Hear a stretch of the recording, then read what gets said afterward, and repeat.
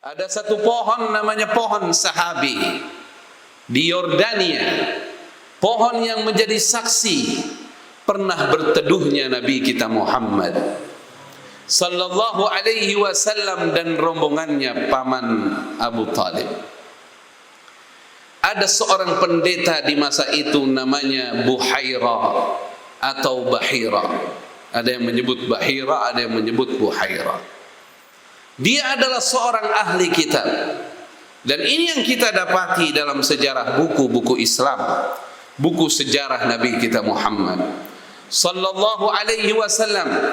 Dia telah menunggu kedatangan Nabi penutup itu, dan dia mendalami isi daripada kitab yang turun sebelum Al-Quranul Karim.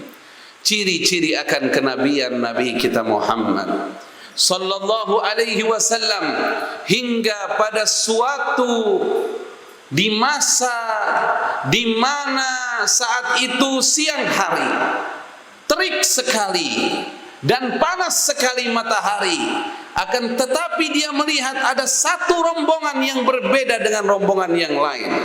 Rombongan itu dinaungi dengan awan di atas mereka, sehingga seorang ahli kitab ini mengerti bahwa di rombongan itu pasti ada Nabi penutup, maksudnya Nabi kita Muhammad sallallahu alaihi wasallam. Dari kejauhan ahli kitab ini memandang dan memperhatikan, sementara orang-orang duduk, dan ada seorang anak kecil yang duduknya paling belakang. Setelah semua orang sudah dapat berteduh di pohon yang rindang, barulah anak kecil ini duduk di tempat yang tidak ada pohon di atasnya. Namun dia lihat dari kejauhan, pohon-pohon itu seperti berebut menjadi payung bagi seorang anak tersebut. Maksudnya anak tersebut adalah Nabi kita Muhammad sallallahu alaihi wa alihi wasallam. Sebelum diberikan wahyu oleh Allah, semua sudah berkhidmat kepada Rasulullah. Di dalam kitab Al-Hubbul Mutabadil diterangkan bahwasannya tidaklah ada batu diinjak oleh Nabi Muhammad, melainkan batu itu lembek mengikuti telapak Rasulullah karena tidak mau nyakitin Rasulullah. Tidaklah beliau berjalan, melainkan matahari menjadi payung baginya. Tidaklah beliau duduk, melainkan pohon yang rindang itu menghampirinya. Sallu ala Nabi Muhammad, Allahumma salli wa sallim wa barik alaihi wa ala alihi. Sehingga ahli kitab ini datang menawarkan jamuan makanan di kediamannya. Terjadi pertanyaan besar di antara teman-temannya Abu Talib. Tidak pernah kita kesini diundang sama dia, kok tiba-tiba diundang sudah? Kata Abu Talib, kita adalah bangsa Quraisy. Kita tidak meminta, tapi kalau ada orang yang ingin memberikan pelayanan kepada kita, kita jangan menolaknya, hargai dia. Akhirnya datang semuanya. Singkat kisah, begitu datang semua makan bersama, Buhaira melihat tidak ada anak yang dia maksud. Tapi dia tidak bilang mana anak itu, tidak bilang, karena tidak mau dicurigai. Dia cuma mengatakan, atau dia cuma bertanya begini, apakah semua kalian sudah berada di sini? Tidakkah ada yang ketinggalan di antara kalian? Saling menatap. Kita meninggalkan seorang anak yatim, betapa salahnya kita. Ada sebagian yang mengatakan begitu. Sebagian mengatakan dia tidak mau, dia mau menjaga daripada barang-barang kita. Kata ahli kitab Buhaira ini, dia bilang, aku tidak akan memulai sajian sebelum anak itu kau datangkan kepada aku. Sallu ala Nabi Muhammad, Allahumma salli wa sallim wa barik alaihi wa ala alihi. Akhirnya datang Rasulullah, dan ahli kitab ini berdiri menyambut kedatangan Nabi kita Muhammad sallallahu alaihi wasallam. Saya minta Anda membayangkan kejadian itu. di mana seorang semua takjub melihat wajahnya Rasulullah sallallahu alaihi wasallam. Ya Allah, jangan haramkan kami memandang wajah indah Nabi Muhammad sallallahu alaihi wasallam. Izinkan kedua mata ini menyaksikan indahnya wajah Rasulullah. Izinkan kalbu ini memandang indahnya Rasulullah. Izinkan tangan ini memegang tangannya Rasulullah. Sallu ala Nabi Muhammad.